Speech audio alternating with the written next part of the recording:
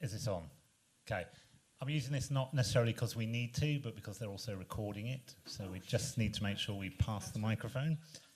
Otherwise, there'll be a really silent video. Oh, okay. Welcome. We're here today to talk about Soho Walthamstow, which is the refurbishment of a basically derelict cinema in the up-and-coming Walthamstow region of London into a rather beautiful theatre for comedy mainly, but also anything else that comes along. My name's Rob. I'm nothing to do with this, but I write for things for LSI, so I'm like your host for the day. To my right is Fred Pilbrow. If you're a lighting aficionado, you might recognise the surname because he is in fact the son of Richard Pilbrow, so he should know about theatre. Also, he doesn't really mention this anymore, but in his youth, he was also a theatre set designer. And then at some point, he grew up and became an architect. So Soho is his project. To my left is David Agnew from Theatre Projects Consultants, another Richard Pilbrow connection, because it's a small world, isn't it? Who are the theatre consultants for the project. And I'm not really going to say anything else, but I'm going to hand over to Fred, who will tell you the history and what they've done. The PLASA's a show about technological prowess and innovation, but we're going to do the slides with me saying, Tim, could you do a slide? That's pretty bad, isn't it? Tim, let's try it. Let's see if we've got a slide. So this was, I mentioned it, my connection to Rob Halliday. He and I were editing my late father Richard's last piece of work, A Sense of Theatre, which is about the history of the National Theatre.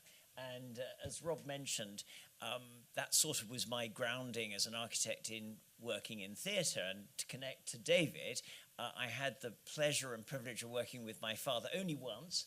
Tim, another slide, which was here in Cyprus, where I won a competition to design the National Theatre of Cyprus, and working with my father, Richard, we designed this little 500-seat lyric theatre. And of course, one of his great passions was about the quality of live performance and the way that to get engagement between actor and audience, you need engagement between audience and audience. And therefore, I think he was quite skeptical when I talked to him about Walthamstow. We want to convert this enormous cinema to a live performance venue, because his view was cinemas didn't make particularly good places for performance. But actually we were blessed because we started with a really brilliant building, and it had, I think, such theatricality that it's converted rather beautifully with David's help into a live performance venue. So, I mean, my background, as I mentioned, I primarily worked as an architect. Thanks, Tim. What we're going to do is I'll wave my hand, and if you think I'm waving in your direction, Tim, we'll do a thing. So this is my team. We set up as a firm in 2013. We do theatres, and they generally lose us money. Go again. Of which the Walthamstow was a pretty prime example, because we worked with Soho Theatre for about 3 years, totally unpaid, trying to find a way of refurbishing this incredible building.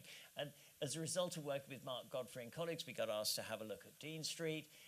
We even went down to Margate to look at the beautiful, go again, Tim, the beautiful Theatre Royal Margate. And currently we're working with Carl Seidow and Adam Kenwright on a slightly unlikely project to convert a Debenhams department store into a live performance venue for Dirty Dancing.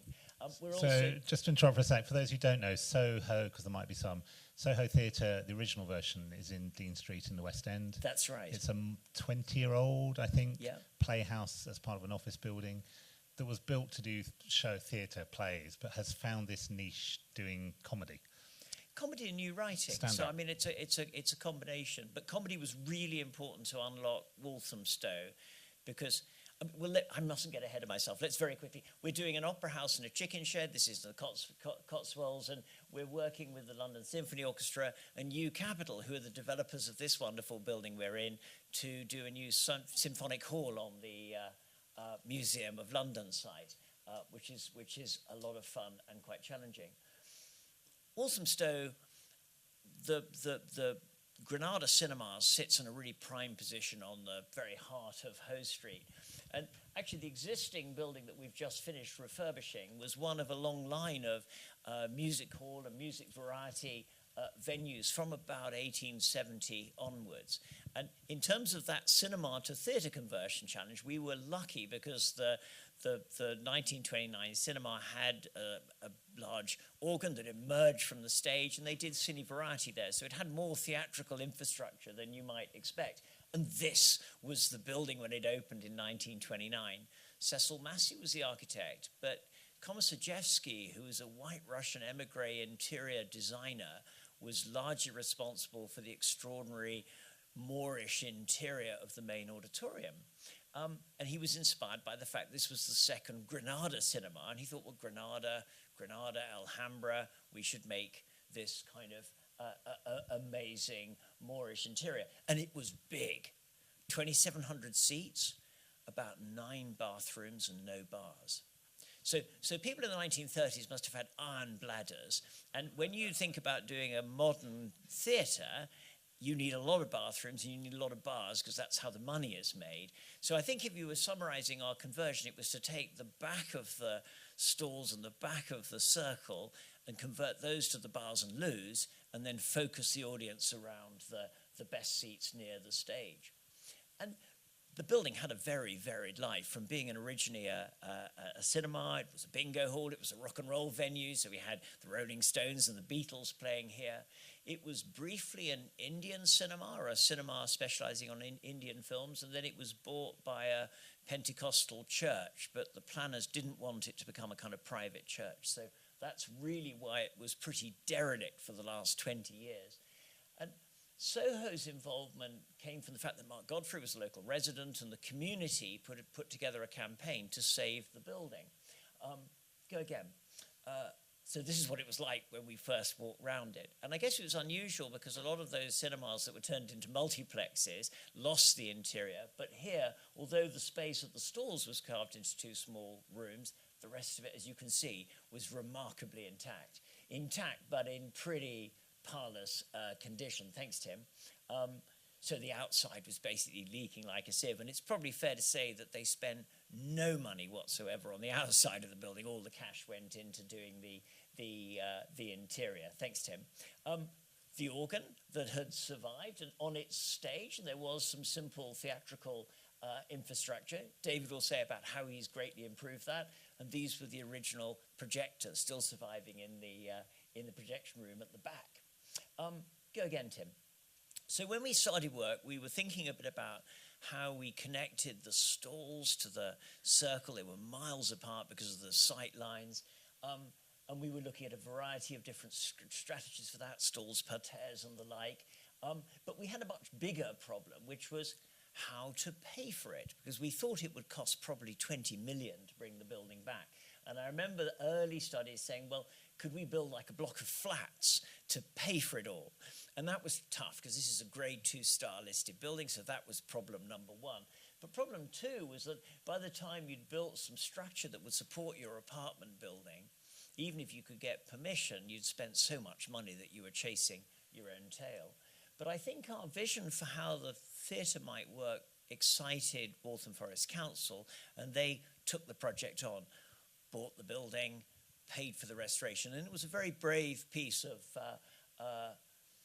kind of stewardship, I think, having confidence that this building restored at the heart of Hoe Street could be an agent for wider regeneration. And working with Waltham Forest, working with Soho, we talked about, as well as delivering this incredible auditorium, we'd also have a whole suite of education and community facilities.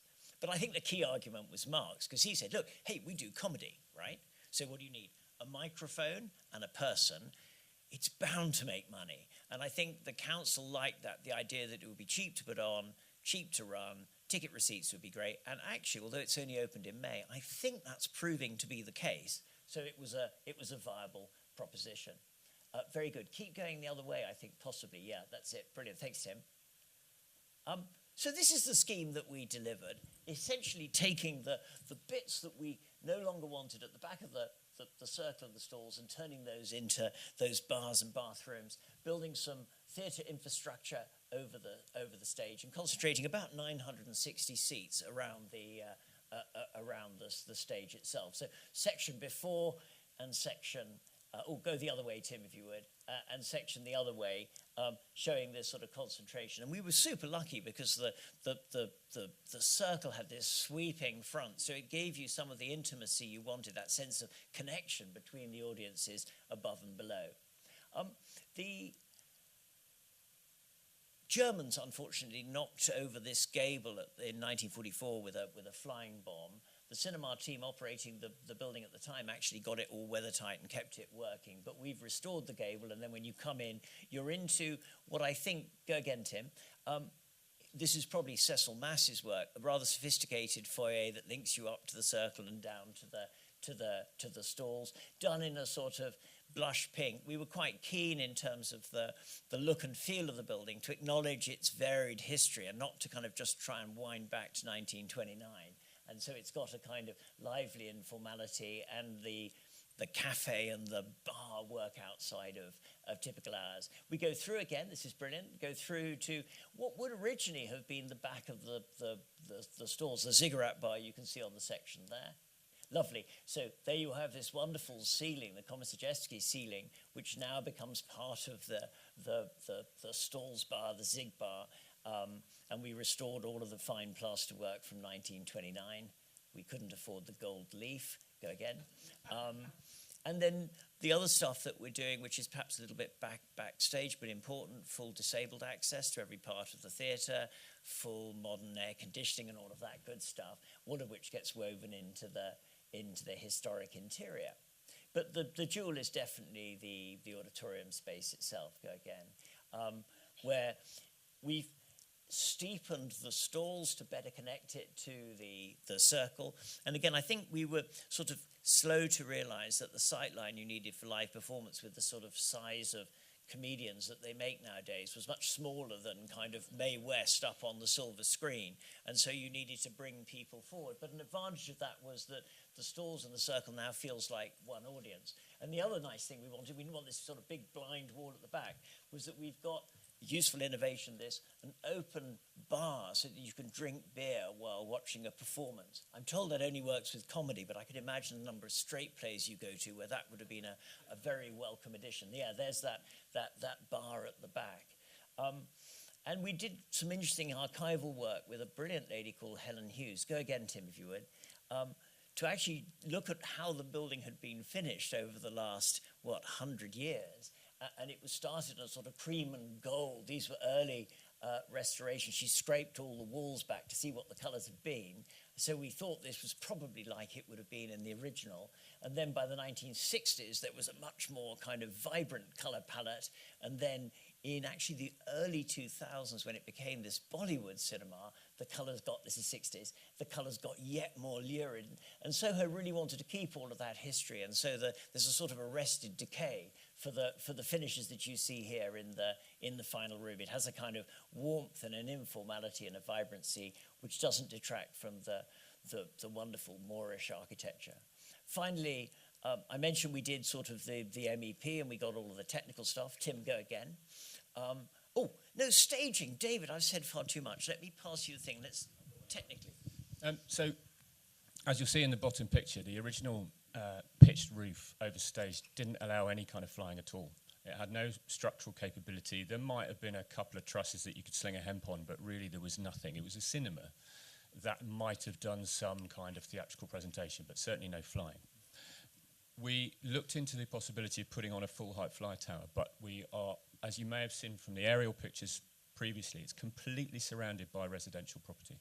So there's a limit to how high we could go and not start robbing people of light into their bedroom windows and their back gardens. So we really went to the absolute maximum height we could. And we don't achieve a full fly tower, but you could just about get a cloth out behind a border if you're careful. It's a full and capable grid. Yes, it's comedy, but also Soho plan to do a panto every year. There will be music, there will be gigs, and there will be some theatre, the support of new writing, of course, being key to Soho's output. So the technical infrastructure is really there primarily to support its main output, which is comedy. Inevitably, we designed a full system, and then this fabulous phrase, value engineering. I don't think there is any value in removing all of the technical infrastructure that's in a building, but it does mean that it still gets built. and it does mean that it can still present. So we've put in an automated ASM flying system, but it's only odd numbers of bars. We lost the evens. That got cut in half as part of the budget process. But and a suite of sort of dimming and audio systems which provided versatility to Soho. We wanted to get the wires in the wall. That was important. Make sure there's tons of power. Make sure all the infrastructure is in the wall so that when Soho expand and buy more kit and perhaps get ASM to come in and fit the rest of the automated flying bars, that all of the infrastructure is there to support it. And that sort of philosophy ran through all of the systems, be that audio, video, production, lighting, or stage engineering. And it's about making the room as capable as possible, but not cost Waltham Forest the earth, which was key. And also Soho, because getting this building from 2,700 seats to 900 and to be finished to the quality that it has been was a challenge. We also worked with Fred and his team to design the auditorium. The bar at the back of the balcony is integral to the business plan for the theatre. It's a comedy venue. Yes, they're going to be charging premium ticket prices to a degree, but it still needs to be accessible. But food and beverage income is massively important. But so is its heritage as a theatre. So, it never had cinema seats. It was always relatively theatrical in its look, as you've seen from the pictures. And the seat design was a custom seat design done by my colleague Rebecca at Theatre Projects with the interiors team to really promote the interior of the room, to look great, to give a feel of a theatre, but also it had to do its work in terms of allowing people to have drinks. So that for the first time, it's a theatre with cup holders on every seat. The design of the cup holder was probably one of the most complicated elements of the entire theatre, because it had to cater for every cup. Will it take a pint? Will it take a half pint? Will it take a wine glass? Will it take, or will it take a bottle? And where can it be? And can it interrupt the seatway? And how long the arm's going to be? And the integration of that within what is a very tight and theatrical auditorium was actually really hard. It's a very dense auditorium, despite the fact we've gone from this massive space to what is, we've shrunk it by a substantial amount by adding the bars and the community space on top. But it's still a very dense auditorium. We want that, as Fred referenced earlier, that collective audience experience is really important. It's not a cinema. You're not sat far apart. You are sat as part of that audience mass who are responding and communicating with that performer on stage. And that relationship was really, really important. So that introduction of a cup holder actually proved to be one of the biggest challenges in designing the room. Alcohol's a bit of a theme, isn't it? But I suppose just the last two things that I think are important within the scheme. So thanks, Tim. To mention that there's a really nice education suite that's been delivered, and this is using part of the space at the back of the circle as a rehearsal and smaller scale performance. There are video podcast studios, and then right on Hoe Street, Soho are going to run a great restaurant. So the building is intended to be live 24/7, and I think it's working pretty well. It opened in May, and to very good reviews, and I think it's sort of succeeding. It is. If we could go back one slide, Tim, I think one of the really key challenges, particularly in integration of technical infrastructure, was its status as a Grade 2 star listed building. Theatres Trust, English Heritage, but also the heritage team from Waltham Forest were really keen that the heritage of the building was protected. The community space you see at the back was carved out of the back of the balcony. So where that enormously deep balcony went up, I think the last seat was something like 55 or 60 metres away from stage. It is a vast room. The community space is created at the back of the auditorium, and you see in the picture the black squares in the coving were the projection windows. So that really gives you a key link to where this room sits relative to the original auditorium. And the original concrete raking of the auditorium sits beneath that floor, and that's a void that is now filled with air conditioning ducts and just the support for this floor. But that theme runs all the way through. We had a long discussion about the positioning of the audio arrays, stage left and right, and there was a lot of objection from a heritage perspective about whether or not they could even be hung. And then you start getting into a conversation about, but the building has to operate. And it was only once we said, they're demountable, it's not permanent installation, we're not hanging them on your beautiful proscenium, they're hanging from chain hoists in the roof, and you just take them down, put them in a flight case, take them away. At which point some technical understanding really had to be put forward to say, this is not an intervention, we're not ruining your building. Whatever we put in, we can take away again. What we need to do is subtly put things in through the roof void, which allow you to hang rather than fix to walls. The introduction of pros booms into that proscenium was months of discussion about how they could possibly be integrated, and the fixing of things to the walls in the auditorium was also difficult relative to how we marry that with the heritage of the room and making sure that we didn't damage any of that. But I think the solution so far is working very well.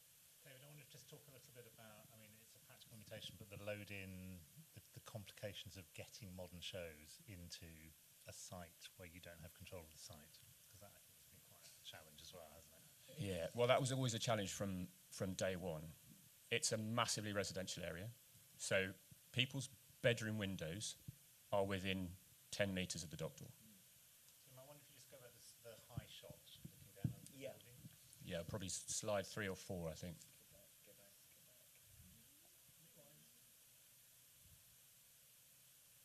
Yeah. Yeah. That's perfect, yeah. The load is sort of along this edge, isn't it, David? And Yeah. then as you can see, you've got residential all the way at the back of the site. So it's probably not perfect. No, it's. I think it's fair to say it's terrible. Here first.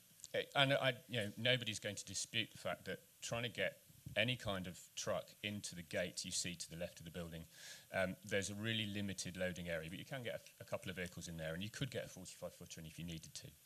But you then have to load down a pedestrian ramp down the side of the building into what is effectively as large a double door that is standard and fits in a standard frame as you could get. That's the limit of the dock door.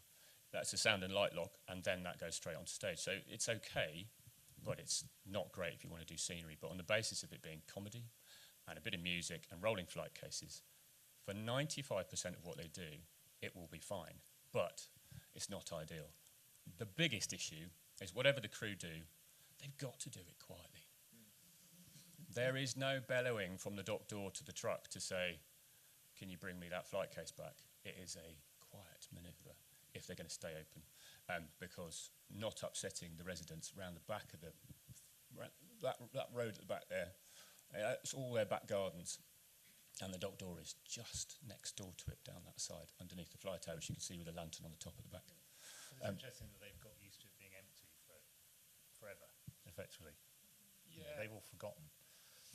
It's going to be a different kind of disturbance. It was the foyer, and that main area was a bar called Mirth and Maud or something. I can't quite remember. Yeah. Maud and Mirth, as it Maud and happens, Mirth, but we have that bar, though, to thank for the building still being there and available to be restored, because that foyer space is vast for a theatre foyer, and it's very lush, and it made a great bar. And they made good money from it, but the doors to the theatre were just padlocked and left for the whole time that bar was in operation. So from the moment that the planning was refused for the Pentecostal church, and then the foyer became a bar, the doors were locked, and they weren't opened again until restoration started 4 years ago. So to say the building was derelict is no exaggeration at all. It had lain completely unused and was heavily populated with foxes and pigeons. And rats. And rats. Thousands and thousands. Where have they all gone? Well, that's a good question. But through the process also, that arrested decay element of the auditorium was compromised slightly. It's a building that had been open to the weather for a really long time, and the plan to maintain the ceiling, for example, seal it, leave the paint that's peeling off, just make it safe, but leave it peeling. Everybody understand the heritage, but through the process of knocking down what was the roof over stage and building a fly tower, and just weather and the time that the building had been left derelict, that original plaster ceiling condensated had to be entirely replaced by a really quite staggering incredibly talented group of heritage plaster technicians who have produced what is a stunning piece of work. It is an absolute perfect replica of the original, which has also been beautifully painted. So really, really high level of craftsmanship gone into the new elements in the auditorium. Interesting. So Rob, who's the production technical director there, he was going to join us but couldn't for various reasons. But his take on the auditorium is interesting because he says, I haven't really quite got enough lights and all, but it doesn't matter because whatever I turn on in this auditorium, it just looks naturally beautiful on its own. I don't. And then whoever stands on stage becomes sort of basked in that reflected glory. Because I think the thing to mention about it is it's a much bigger space than the original Soho. So part of the ambition, I think, is that if you start your comedy career in little 300-seat Soho and you become a hit, Soho in the past could never take advantage of that, whereas now they have a much bigger space. So I think the opening act was Tim Minchin, correct? And he, being a big name now, brought in full production. So even though the building didn't have the resources to deal with that, it had the facilities to deal with that, and they put on their show. The other thing I'm just going to mention, because it's a sort of passion project of mine at the moment, there's been a whole number of buildings recently where they've gone in with a very high level of green ambition, whatever we want to call it. And the first thing that's been gone in that value engineering process is all of that. What's interesting to me is if you look along the roof here, you'll see that the solar installation on the roof of this building has somehow survived all that value engineering stuff. So I have written down the numbers somewhere, and it's not really our remit, but the fact that the building can power itself from the sunshine, and that didn't get cut. I don't know who stood up for that. But Waltham Forest, kudos to them for sticking by this project and for providing the money for it, for finding the partner in Soho, but also for maintaining their standards relative to sustainability and making sure that that didn't go and that the building was restored fully and properly despite inevitable issues with budget. And it is, I haven't performed there obviously, but to stand on the stage, it's a good job. Well done, both of you. Because even as a rank amateur performer, you can sense that it will work really well there for comedy, I think. Are there any questions? Yes. Two questions. One, how much did it cost? It wasn't your at the start. You may have said that at the start. From all perspectives, do you see what I mean? From obviously there's a restoration, there's the putting of the stuff in. And I've forgotten my second question, so answer the first one first. Two, you can answer that. So the planned cost was 20 million. That was the original take when it was in design phase, and of course, inevitably things go up. COVID didn't help, and the rampant inflation that we saw through that. I don't know the final figure, if I'm perfectly honest, but it was a lot more than 20 million. The second question is, you mentioned the solar thing. Does that power the stage stuff as well, the stage lighting and everything? Or have they got batteries? Not all of it. I think actually for me the bigger environmental sustainability investment and return was we effectively overclad it was a single skin brick flattened box enclosure steel frame, and we overclad that with zinc and insulation, which both improve the thermal and acoustic performance, so the building is much more energy efficient. There is a space for PVs which we've exploited, but I don't think it does all of the theatrical lighting. I think it's just generally renewables. It's interesting. I think it just goes into the building. Yeah. It's interesting because, slightly off topic from this, but just to seed in everybody's mind that what's possible. In the summer I did a show at the Royal Northern College of Music, which is quite an old building, old in the modern world. It's a 70s building. We were staying in a hotel opposite the road, opposite it. I noticed its roof is entirely covered in solar PV now, so I asked them. And because they've been investing in it, Soho doesn't have battery, so it's only getting power during daytime. The RNCM does, and they're really cunning. So what they're saying is, we're not running the building; we're charging up the batteries during the day. We're running the batteries in the peak expensive electricity, and then we pay for it the rest of the time. And that's the model that I think everybody should be doing. They could add the batteries later, because the hard part is A, finding the space, B, I think what David hasn't mentioned is because of the history of the roof and the bricks and everything, the structural loading on the building. Maybe you just want to talk about that a little bit. When that building was built, whoever designed it did it very, very efficiently. And as Fraser already said, it's a single skin brick, and then effectively there's trusses between that, and that supports the roof over the entire span of the. That wall there is the exterior wall, and on the other side, most of that is exterior wall, and there's a new section of back of house accommodation, but that is the span of the building, and it's a single brick skin. So necessarily, when you start loading the roof with PV panels and AC ducting, and AC ducting and PV panels first, rigging gets leftovers. The capability in the roof is incredibly low. So we've done well with some key strengthening of certain trusses from the structural engineer to allow us to put in 2 truss positions, an advanced lighting bar, and then one further into the auditorium with a decent amount of capability within them. But even at testing, it was done very carefully. And I will, without denigrating the structural engineers and the complexity of their problem, unsuccessfully initially, and additional strengthening was put in. So we really are at the absolute limits. I had a conversation with the fire engineer about how many technicians would need to be in the roof at once, and can we limit them to 2 people per truss bay in the roof.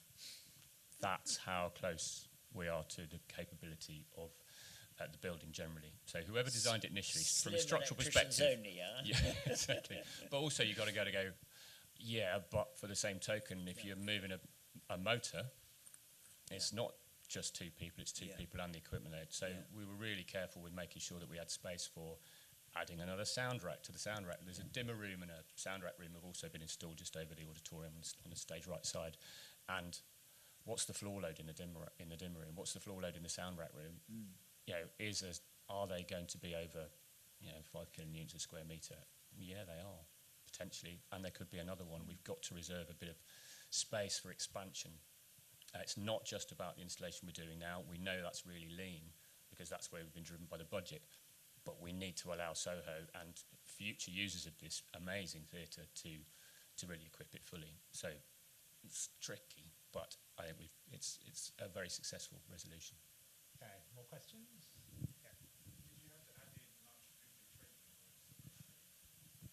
Yes, so part of the overcladding was to add some additional mass to improve the acoustics for sound within the volume. So we initially used to have problems with like rain sound. You would hear the rain on the roof. So the overcladding deals with that, but it also adds additional mass. I don't know, David, whether you want to say more. From a performance perspective within the room, obviously notwithstanding breakout and break-in, breakout being very important relative to local residents. So treating the shell of the building was really important, which is what Fred's alluded to. But within the room, obviously it was a cinema. So all of that fretwork just does lots of scattering. There's a little bit of additional acoustic material, particularly the back of the balcony, and there's some absorption gone on to sort of limit the reflections up. But those panels are all absorptive. Yeah. So it's not a full acoustic treatment. It's acknowledged that pretty much everything in there is going to be amplified. So it's not a massive departure from what was there before. Comedians standing on stage is not going to be throwing their voice to the back of that balcony. They're always going to be mic'd up, and that's similar for pretty much everything. And that was accepted by Soho. That's a kind of restriction of the performance type, that you are going to be micing everybody up, even in panto. So some to help, but actually it's more about balancing for an amplified use and keeping that RT time under control. Any more? So there were 2. So there were 2 keyboards, one of which was in the pit, which filled with water during that derelict period. And the other spare was in the pictures earlier on. It was sat on stage. So that has gone away. They think between the one they dragged out the water and the keyboard that was kept dry, they could probably complete one entirely. But the organ room is basically directly above the proscenium, and that's been effectively locked and kept. So it's possible that it could be reinstated. All the pipes sat. You got another, Tim? Can we flick to a different slide, perhaps one that's looking towards stage? Yeah. Okay, yeah, keep going back because there's one of the original sort of derelict because it's a Christie organ, and it's actually a great shame that it was operational in 2000, so it was still in fine fettle, and it's really only in that last period of dereliction that it got flooded. Yeah, so the pipes are all housed above these arches here. Yeah. And there was one on either side, but during its period of dereliction, so they're all made of metal, so they were all nicked and taken off for scrap. So there was nothing left at all of... Walthamstow is a quality area. Yeah. There was nothing left at all that was metal in the room. That was all taken away. Wires were stripped out of walls, and it had been ransacked. Lead had been taken off the roof, which of course contributed to all the leaks. Yeah. It was in a pretty sorry state, but there is not a single organ pipe remaining, unfortunately. So it would be the facility in the organ room in the loft is all still there. We hope to have a keyboard, and with some work and some investment, it could be reinstated. Should be great. Okay, there's some need to the right. Yeah. Did the sort of hospitality provisions within the PLASA, did that sort of allow the residents in the area to sort of be a bit more welcoming, obviously in the open, or was that I think. business? I mean, David's right to say that we're cheek by jowl next to homes, but overwhelmingly we had support for the project. And when we went to planning committee, there were many people who spoke in favour, and we worked really hard to reassure those group of about 10 houses that directly backed onto the site that we were going to preserve good daylight to them, and the work that David and I were doing on the form of the flying was informed by daylight sunlight to get to that right point. And we actually made views from every one of their windows individually and said, this is what you see. And I think, as David alluded to, it was derelict, and it wasn't a brilliant outlook to be facing this huge mouldering hulk. And so we built some backstage accommodation, dressing rooms, green room, as well as the fly tower. But it's all done pretty well and pretty carefully, and Soho managed it well. So I suspect, although it's a bit bigger than where we were, it's probably nicer. And we've had a lot of support in doing it. So I think it's certainly safer. Yeah. Because the site had been broken into a lot, and of course that's immediately on the other side of their back garden wall. Yeah. So now that the site is fully occupied and secure, I think the residents are much happier, and also that acoustically it's been considered that they live here, and noise breakout and load outs, particularly at night, will be managed and they'll be considered. And with their output being comedy, actually, how long are the loadouts going to be? We're probably talking about a transit or a Luton, unless you get something like Tim Minchin or Ross Noble, who come with something much more theatrical and elaborate. For the most part, if it's stand-up, there's not going to be much going on in the evening anyway. Flight case to if this conversation's pricked your interest, on the 29th of October, with New London Architecture, we're hosting a kind of event in the building. There'll be tours over the building. Waltham Forest, Soho will be there and talking about the journey. And we're actually going to talk about sort of how theatre and culture might more generally support regeneration. Because what I take away from this was that actually the council were extremely brave to take it on. It was complicated and risky.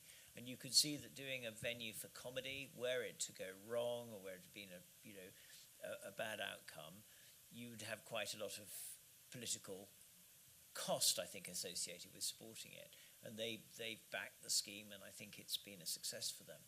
So 29th of October, put it in your diary. There'll be a lot of drink afterwards. It'd be good to see people. Okay, a couple more probably quickly. What was the time on site from start to finish? And with public feedback, does that feedback go to the council on the whole project? Does that go to the council? Does it come back to you guys as a design team? And can you then incorporate that feedback and take on board for your next designs? Total time on site for the main contractor was longer than planned, largely due to that condensating of the plasterwork in the ceiling, which effectively had to be torn down and completely replaced, which in terms of design and then getting those guys in and a new birdcage scaffold and the intricacy of that work, that was another 12 months on top. So I think in the end the handover was 18 months to 2 years later than planned. And we started in COVID and it opened in May this year. I guess Wilmot Dixon, the main contractors, had finished by December 24. So we were probably 36, 38 months on site. Yeah, it was slow. Slow, but you've seen the quality, and it was worth doing. In terms of the feedback to the council and to Soho, we're very careful to make sure we maintain a relationship with Soho. This was a really tricky building to get infrastructure into, both in terms of budget and heritage. So knowing that what we've done works is really important to us, and so we're in contact with Rob to understand that, and we'll want to check back in with them in 12 months. We still have a relationship with Waltham Forest, and whilst we haven't had any feedback specifically from the public yet, we'll be opening those channels, because it's important to us, as particularly as auditorium designers, that we do hear what local residents say. Can they hear it? Has it been, is it properly? Has the envelope been treated properly? And to what extent are they still supportive of the project now it's open? I think that's really key.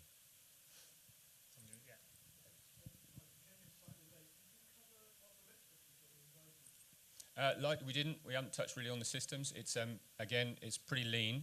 We concentrated on getting lots of facility panels everywhere, so that you can plug lamps in. There may not be a dimmer on the other end, but there's a number of 088 3-power dimmers in there. All the loose equipment is LED, but we've allowed for some dimming, so that we're acknowledging that it's going to be supplemented. We don't have control over why what, so there's we can still dim tungsten if we need to. No, but again, it's Panto and its community use is really key. So that group that are using the community space upstairs, the ambition will be that they come down into the main house. The loose equipment rig, necessarily, thanks to our friend Value Engineering, is not as big as we'd like it to be. And Rob from Soho has mentioned, I don't have a lot of lights, but thankfully the auditorium carries a lot of that weight. So it's definitely a system that will require supplementing. Audio's better provision, really. We wanted to make sure that we got a good audio system in, particularly in terms of loudspeaker provision, that covered their programme as much as we possibly could. So there's a D&B system, loudspeaker system, gone in with a raft of amplifiers that will take care of that and more. It's supplemented by a lot of loose equipment, so there's deployable subs and stacks for stage that can supplement music. But again, there's a limit to how far we can go with that. Good. I'm glad, because if we could go to a stage view, Tim, I'm not sure if you can find one. That was a real bone of contention, getting the arrays in, and well, we need to get to let's get to the finished auditorium. Near the end, I think. And the view to stage. Keep going. But we couldn't go to a sort of more immersive system. We stuck with left, centre, right. And in fact, in the end, we're capable of left, centre, right. We've put the subs on top of the left and right arrays. Keep going. There is one. We can't find it. The very, very first slide is maybe one we could use, but yeah. There they are.